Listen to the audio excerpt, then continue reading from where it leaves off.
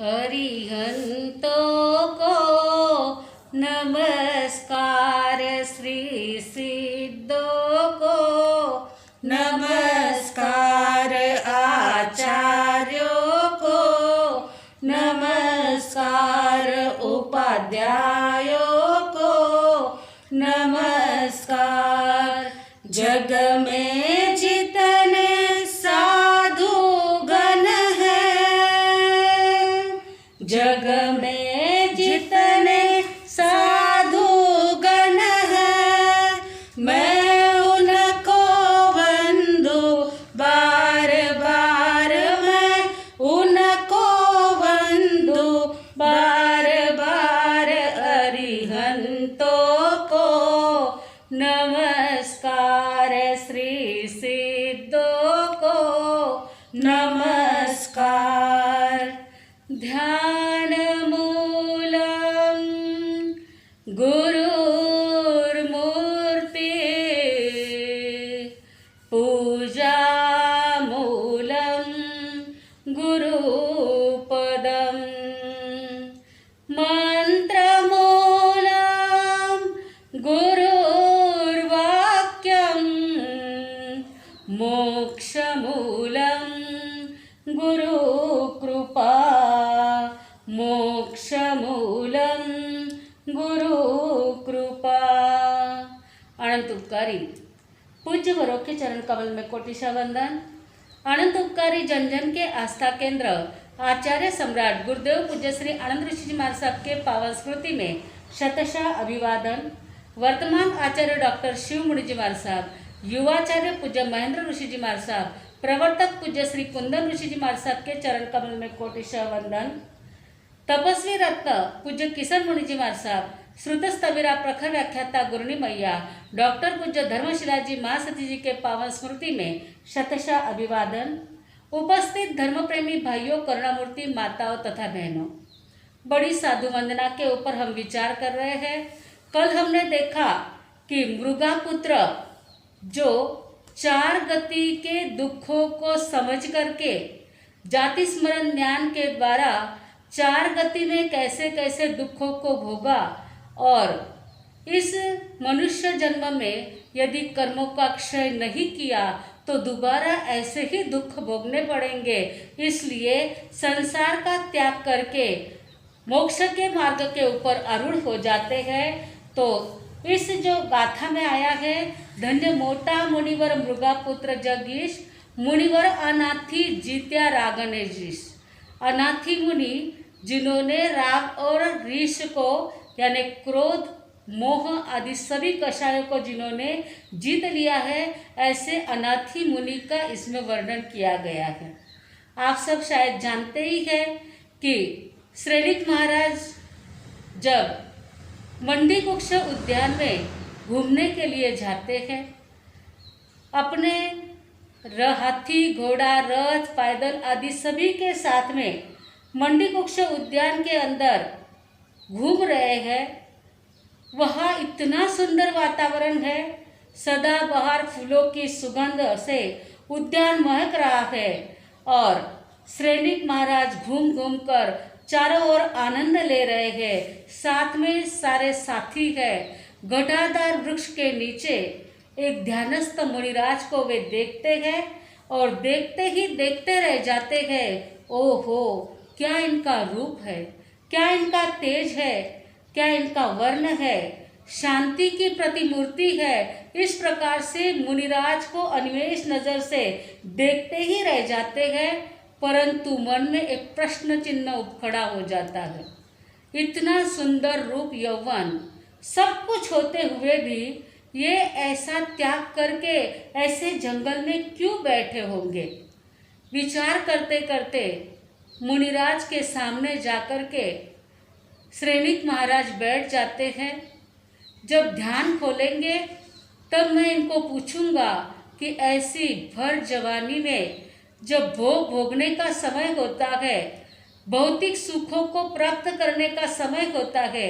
ऐसे समय में आपने संसार का त्याग क्यों कर दिया? मैं इनको पूछूंगा। और ध्यानस्थ मुनि के सामने मुनि कब ध्यान खोले यह इंतजार करके श्रेणिक महाराज बैठे रहते हैं। अब श्रेणिक महाराज सामने बैठे हैं। इंतजार के क्षण बड़े लंबे होते हैं।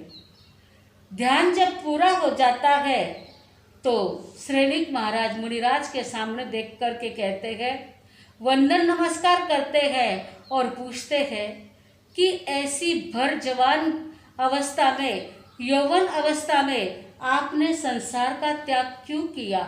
इतना आपका सुंदर रूप है, आपका तेज इतना दीप रहा है।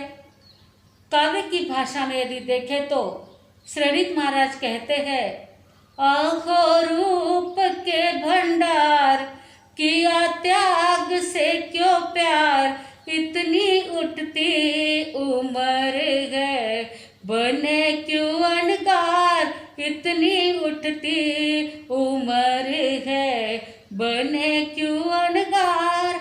अहो रूप के भंडार, किया त्याग से क्यों प्यार, आपने ऐसा त्याग से क्यों प्यार कर लिया है? इतनी उठती उम्र है, आपकी तो अभी भौतिक सुखों को प्राप्त करने की उम्र है, तो आपने ऐसा त्याग क्यों कर दिया है? तब मुनिराज कहते हैं, राजन मैं हूँ अनाथ, मेरा कोई नहीं नाथ, इसी कारण से लिया है संयम भार, इसी कारण से लिया है संयम भार। राजन आपको मैं क्या कहूँ, मैं अनाथ हूँ और इसीलिए मैंने संसार का त्याग कर दिया है। तब राजा देखते रहते हैं, इनके शरीर के चिन्हों के ऊपर से ऐसा तो कुछ लगता नहीं है कि ये अनाथ होंगे, क्योंकि बॉडी लैंग्वेज से सब कुछ पता चल जाता है कि इनको कोई आगे पीछे है या नहीं है, ये धनवान है या गरीब है। सब कुछ पहले के राजा महाराजा तो सब कुछ मुंह देखकर ही समझ जाते थे। इसलिए राजा विचार करते हैं, ये अनाथ, स्वयं को अनाथ कह रहे हैं, क्या बात है। इसलिए राजा वापस कहते हैं, सूरम्य कैसा रूप मिला है, मानो गुलाब का फूल खिला है, चलो बन जाऊं मैं नाथ, कर दूं तुमको सनाथ, इतनी उठती उम्र है, बने क्यों अनगार, इतनी उठती उम्र है, बने क्यों अनगार। इतना सुंदर रूप मिला है, चलो आप अनाथ है तो मेरे साथ में चलो, मैं आपको सनाथ बना देता हूँ। मैं तो राज्य में आपको ले जा करके अनेक राजकुमारियों के साथ में आपका विवाह कर दूंगा, आपको राजमहल रहने के लिए दे दूंगा और आपको सनाथ बना दूंगा, इसलिए आप मेरे साथ में चले।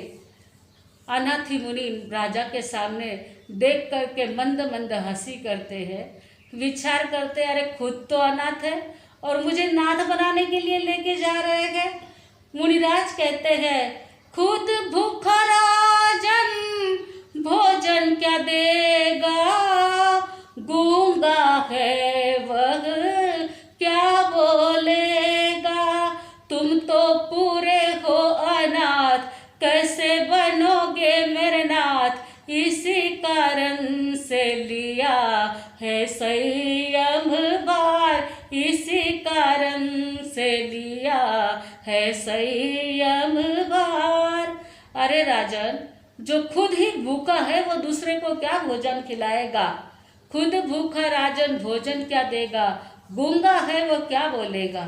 जो गूंगा ही है वह बोल भी नहीं पाएगा, तो तू खुद तो अनाथ है और कैसे मेरे नाथ बनेगा।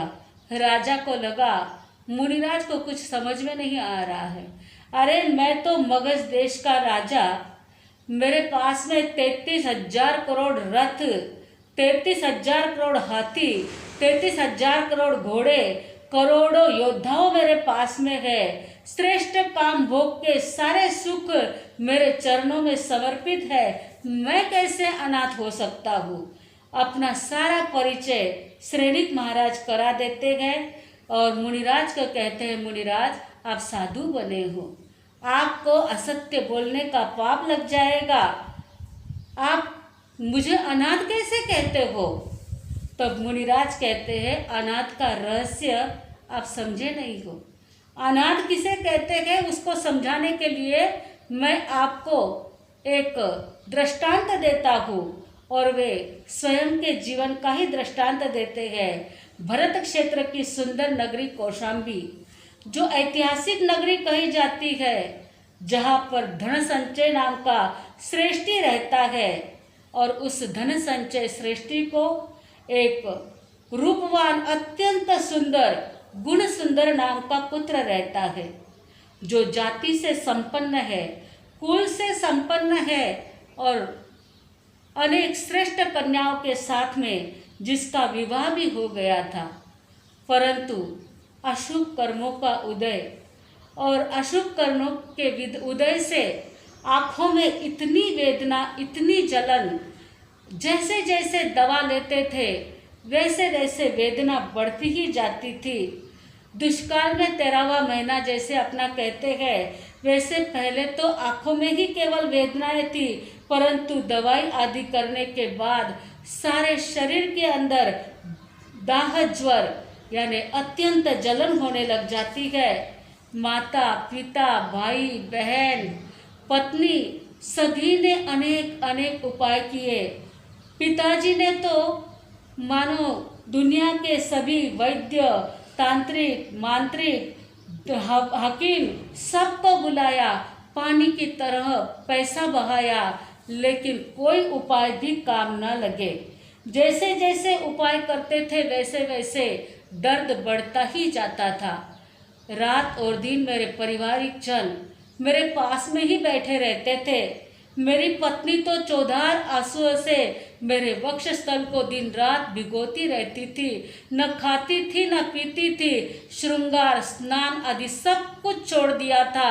मेरे भाई जहाँ वहाँ से अनेक वैद्य हकीमों को ढूंढ ढूंढ के लाते थे, बहुत सारे उपाय करते थे, लेकिन कोई मेरे दर्द को मिटाने में समर्थ नहीं थे। कोई मेरा दर्द बांट के नहीं ले सकते थे। मैं अकेला ही वेदना को भुगतता रहता था। मेरी वेदना देख देख के सारा परिवार चौधार आंसुओं से रोता था, लेकिन मेरी वेदना को कोई बांट भी नहीं पाता था, ना कोई उपाय भी काम आता था। मैं भी उपचार कर करके सारे लोग तो उपचार कर करके और नए नए हकीम वैद्य को बुलाते रहते थे, लेकिन मैं ही थक गया। मुझे तो इन उपचारों से ही नफरत आ गई और मैंने विचार किया कि बस यदि यह मेरा रोग शांत हो जाए तो मैं निग्रंथ बन जाऊंगा, यह संसार का मैं त्याग कर दूंगा, क्योंकि ये सारी वेदना वेदनीय कर्म के कारण ही है। मैं ऐसा उपाय करूं कि मेरे सारे कर्म ही नष्ट हो जाए, और जब कर्म ही नष्ट हो जाएंगे तो शरीर ही नहीं मिलेगा, और शरीर ही नहीं रहेगा तो वेदना किसको होगी। इसलिए ऐसा ही कोई उपाय करूं, और मैंने निश्चय कर लिया कि यदि मेरा रोग शांत हो जाए तो मैं निग्रंथ बनूंगा। और ऐसा संकल्प करते ही एक घड़ी में मुझे नींद आ गई। मैं ऐसी शांत निद्रा में सो गया, महीनों से मुझे एक पल भी नींद नहीं आती थी, परंतु मैं शांति से सो गया। ऐसे सो गया कि मुझे जाने कितने ही वर्षों के बाद ऐसी नींद मिली है। शांति से सोकर मैं जैसे ही जागा उठा तो शरीर में कोई भी वेदना नहीं थी। मैं संपूर्ण निरोगी बन गया था। तब मैंने जो संकल्प किया था, जो निश्चय किया था, वह माता पिता भाई बहन पत्नी सारे परिवारजनों के सामने मैंने प्रस्तुत किया कि मैं सर्वत्याग करके जाना चाहता हूँ। मुझे संसार से अभी कोई मोह माया नहीं है। सबने रोकना चाहा, किसी ने कहा, अरे भाई तेरे लिए हमने कितनी मानताएं मानी। पत्नी ने कहा, मैं चौधार आंसू से रात दिन रोती थी, मैं तो कितना भगवान का नाम लेती थी। माँ तो बेचारी रो रो के आधी मरे जैसी हो गई थी, इतना माँ का मेरे ऊपर प्यार था। सब ने कहा, बेटा अभी तो तू स्वस्थ हुआ है, ऐसे संसार को छोड़ करके तू क्यों चला जा रहा है। तब मैंने कहा, आप लोगों ने बहुत उपाय किए और करवाए, मर्दन करवाया, वमन करवाया, विरेचन करवाया, स्वेदन करवाया, अंजन करवाया, बंधन किए, लेपन किया, देवी देवता किसी को नहीं छोड़ा, सब कुछ कर लिया। लेकिन रात दिन आपकी सेवा करने के बाद भी कोई उपाय लागू नहीं पड़ा। मैंने देखा इस दुनिया में कोई शरण रूप नहीं है।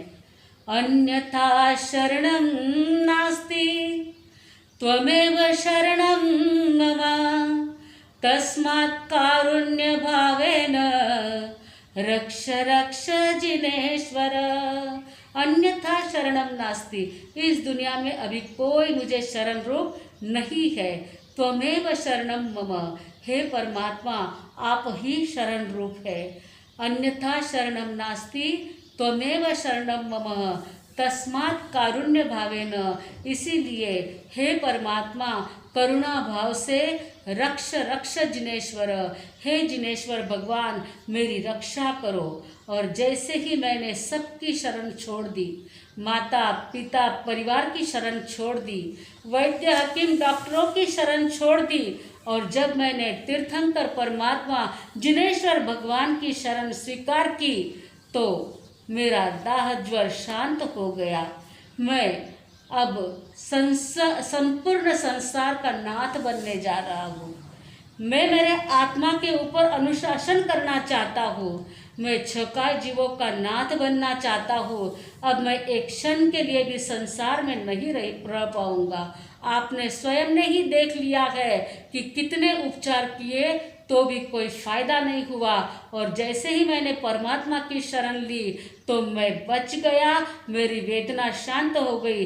इसलिए आपसे मैं अनुरोध करता हूँ, आप खुशी खुशी मुझे विदा करो, खुशी खुशी मुझे दीक्षा की आज्ञा दे दो। और परिवार वालों ने भी देखा कि हमारे सारे उपाय तो फेल चले गए, परंतु जिनेश्वर की शरण ही काम आई, इसलिए उन्होंने भी उन्हें आज्ञा प्रदान कर दी। तब अनाथी मुनि बन गए। तब मैंने दीक्षा ले ली, मैं मुनि बन गया। राजन आपको क्या कहूँ, ये आत्मा ही शत्रु है और यह आत्मा ही मित्र है। आत्मा कत्ता विकत्ताय दुहानय सुहानय, आत्मा ही कर्मों का करता है, आत्मा ही कर्म का भोगता है, सुख दुख का करने वाला ही आत्मा ही है। हमने जो कर्म बांधे हैं, जो शुभ कर्म बांधे हैं उससे सुख मिलता है, जो अशुभ कर्म बांधे हैं उससे दुख मिलता है। आत्मा ही वैतरणी नदी और कुड़शाली वृक्ष है, और नरक के बंधन भी आत्मा के द्वारा ही होते हैं। इसलिए हे महाराजा, हे सैनिक, मेरा आत्मा कामधेनु भी है, मेरा आत्मा नंदन वन ही है। सभी के आत्मा में अनंत शक्ति भरी पड़ी है। बस मैं नंदन वन जैसे अपने आत्मा को संपूर्ण कर्मों से रिक्त करने के लिए, मुक्त करने के लिए मैंने संयम अंगीकार कर लिया, और मैं इस मार्ग के ऊपर निकल पड़ा। घर में, परिवार में सारे जन मेरे लिए सब कुछ करने को तैयार थे। धन की कोई कमी नहीं थी। मेरे पिता धन संचय ने बहुत बहुत कुछ मेरे लिए किया, परंतु कोई मुझे काम नहीं आया, कोई मेरा रक्षक नहीं बना। एक धर्म ही मुझे तार सका। इसीलिए आज भी जो कोरोना महामारी चल रही है, मृत्यु सबके सामने नाच रही है, एक धर्म की ही शरण है। उस समय में कोई शरण रूप होने वाला नहीं है, कोई देवी देवता भी सहायता करने वाले नहीं है। अपना आत्मा ही अपने को शरण में होगा। अप्पाणम शरणम गच्छामि, अपने आत्मा की शरण में चले जाइए, धर्म की शरण में चले जाइए, तो हमारा आत्मा कर्मों से मुक्त बनेगा और धर्म की शरण से सद्गति को प्राप्त होगा। हाय हाय करने की अपेक्षा परमात्मा के शरण में जो जाता है उसको ही सुख प्राप्त होता है। धर्म की शरणों में आके कर्म खपाए, उसे कभी कोई दुख न सताए। धर्म की शरणों में आके कर्म खपाए, उसे कभी कोई दुख न सताए। धर्म की शरणों में हो, ज्ञान दर्शन चारित्र अपनाओ, मोक्ष महल के सुखों को पाओ। विभव दशा को दूर करो, स्वभाव दशा में रमण करो। तप अपनाओ, सम्यक दृष्टि पाओ, अपने आत्म को शुद्ध बनाओ। धर्म की शरणों में आके कर्म खपाए, उसे कभी कोई दुख न सताए। धर्म की शरणों में हो, पुण्य से मानव का जीवन मिला है, महावीर प्रभु का शासन मिला है। उज्जवल भावना भाते जाओ, धर्म दीपक प्रगटाते जाओ। ज्ञान बढ़ाओ, अज्ञान घटाओ, आत्म स्वरूप में स्थिर बन जाओ। धर्म की शरणों में आके कर्म खपाए, उसे कभी कोई दुख न सताए। धर्म की शरणों में जो धर्म की शरण में आता है, हे राजन, उसे कोई भी दुख नहीं सताता है। और मैं जो अनाथ स्वयं को कहता हूँ, इसी के लिए कहता हूँ कि हे राजन, इस संसार में कोई किसी को तारने वाला नहीं, कोई किसी को शरण देने वाला नहीं है। जब बीमार था तो मेरी बीमारी को कोई भी मिटा नहीं सका, इसलिए मैं अनाथ था।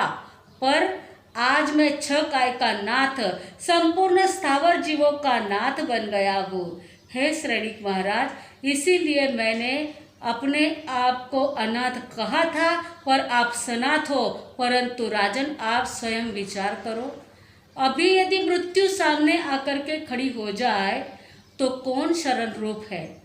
जैसे सिंह मृग को अपने मुंह में पकड़ लेता है, तो उसकी माता सामने हो तो भी उसको नहीं बचा सकती है।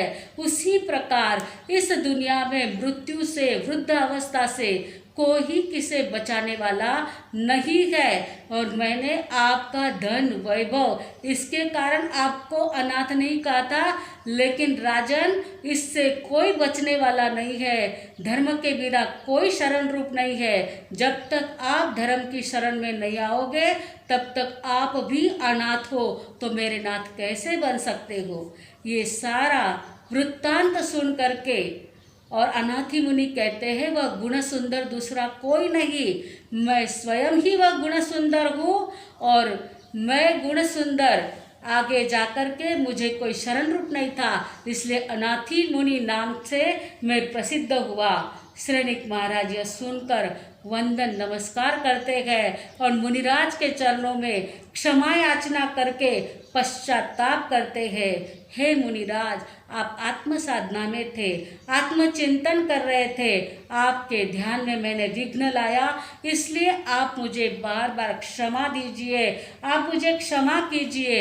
मैंने आपको भोगों के लिए आमंत्रण दिया, मेरी अज्ञानता के कारण मैं तो मुझे बहुत बड़ा नाथ समझता था, लेकिन नाथ कौन और अनाथ कौन यह मुझे अच्छी तरह से समझ में आ गया है। मैंने आपको भोगों का आमंत्रण दिया, भोग में सुख नहीं है, त्याग में ही सुख है, यह मैं समझ गया हूँ। इस प्रकार से बार बार क्षमा याचना की। उस दिन से श्रेणिक महाराज सच्चे समकीर्ति बन जाते हैं। श्रेणिक महाराज पहले बौद्ध धर्म के अनुयायी थे, बौद्ध धर्म का ही वह धर्म करते थे, परंतु जब से अनाथी मुनि के सानिध्य में आए, अनाथी मुनि का वृत्तांत सुना, अनाथी मुनि के दर्शन किए, तब से वे सच्चे जैन बन जाते गए। हमें और आपको यही सोचना है, इस दुनिया में कोई किसी को शरण रूप नहीं है। अपाणम शरणम गच्छामि, अपनी आत्मा के शरण में जाओ। धम्मम शरणम गच्छामि, धर्म के शरण में जाएंगे तो ही आत्मा का कल्याण होगा। बोलो महावीर स्वामी भगवान की जय। प्रवचन के प्रश्न। पहला प्रश्न है, श्रेणिक महाराज के पास हाथी घोड़े रथ कितने थे? हाथी घोड़े रथ श्रेणिक महाराज के पास कितने थे, यह पहला सवाल है। दूसरा सवाल, अनाथी मुनि का पूर्व नाम क्या था? पूर्व में यानी दीक्षा लेने के पहले गृहस्थ अवस्था में जब थे तब उनका नाम क्या था? अनाथी मुनि के पूर्व का नाम क्या था? यह दूसरा प्रश्न है। तीसरा प्रश्न है, श्रेणिक महाराज पहले कौन से धर्म को मानते थे या कौन सा धर्म करते थे श्रेणिक महाराज? यह तीसरा प्रश्न है। आपको रोजाना की तरह ही जवाब देने हैं। आज के सामूहिक पचकान, भोजन के पहले 5 नवकार मंत्र गिनना, भूल जाओ तो 11 नवकार मंत्र कभी भी गिन लेना। और आज का एक नियम है कि आपको पाव भाजी का त्याग करना है। आलू की पाव भाजी, जैन पाव भाजी खाओ तो कोई प्रॉब्लम नहीं है, आलू से बनने वाली पाव भाजी का आपको त्याग करना है, यह आज का नियम रहेगा। भोजन के पहले 5-5 नवकार मंत्र गिनना, भूल जाओ तो दिन भर में 11 नवकार मंत्र कभी भी गिन लेना, तथा जमीन कंद वाली आलू प्याज वाली पाव भाजी नहीं खाना। धारणा प्रमाणे उपयोग सहित पचकान। ओ श्री मंगल पाठ। गुरुदेव गुरुनी जी महाराज साहब की आज्ञा से चतारी मंगलम, अरियंता मंगलम, सिद्धा मंगलम, साहू मंगलम, केवलीपणत्तो धम्म मंगलम। चतारी लघुत्तमा, अरियंता लघुत्तमा, सिद्धा लघुत्तमा, साहू लघुत्तमा, केवलीपणत्तो धम्मो लघुत्तमो। चतारी शरणं पवज्जामि, अरियंते शरणं पवज्जामि, सिद्धे शरणं पवज्जामि, साहू शरणं पवज्जामि, केवलीपणत्तं धम्मं शरणं पवज्जामि। 4 शरणा, दुख हरना, सुख करना, आनंद करना, मंगल करना, सकल कार्य सिद्ध करना, औरन शरणों कोई, जो भविक प्राणी आदरे तो अक्षय अविचल पद होय। बोलो भगवान महावीर स्वामी की जय।